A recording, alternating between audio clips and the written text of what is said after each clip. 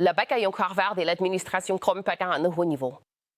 Un juge fédéral est désormais intervenu, bloquant temporairement la Maison-Blanche dans sa tentative d'empêcher l'université d'inscrire des étudiants internationaux. Le plan de l'administration pourrait avoir un impact énorme sur l'école. Selena Wang, correspondante principale à la Maison-Blanche pour ABC, est à Washington avec ses détails. Bonjour Selena. Fadija Nae, bonjour. C'est un immense soulagement pour les milliers d'étudiants internationaux à Harvard.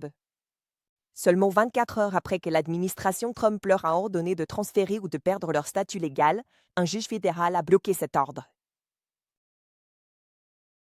Ce matin, le bras de fer entre le président Trump et l'université Harvard. Harvard va devoir changer ses habitudes. Pourquoi changer l'habitude? Et il envoie de même pour d'autres.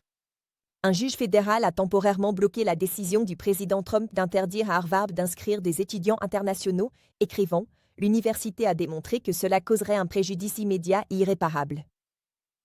Le département de la sécurité intérieure avait ordonné que les étudiants étrangers déjà inscrits à Harvard doivent se transférer ou perdre leur statut légal, déclarant « C'est un privilège, non un droit, pour les universités d'accueillir des étudiants étrangers ». Le DHS accuse Harvard de perpétuer ce qu'il qualifie de « climat dangereux sur le campus », hostile aux étudiants juifs, affirmant que l'université applique des politiques racistes de diversité, d'équité et d'inclusion. Des accusations qu'Harvard nie. Harvard a poursuivi l'administration Trump, qualifiant l'interdiction des « illégales » et avertissant « Cette mesure de représailles menace de causer de graves préjudices à la communauté de Harvard et à notre pays ».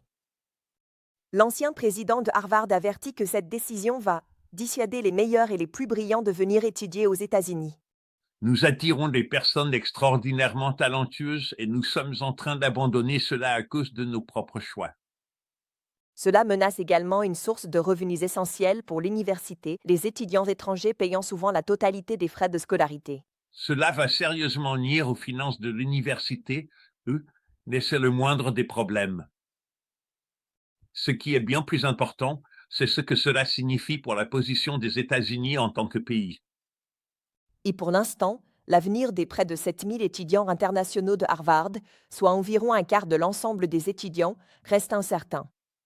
Je suis encore vraiment, sous le choc. Il y a beaucoup, d'incertitude en ce moment. On est utilisé comme des jetons de poker dans une bataille entre Trump et Harvard. C'est tellement cruel, honnêtement, c'est assez déshumanisant. Et les amis, une audience à ce sujet est prévue pour la semaine prochaine.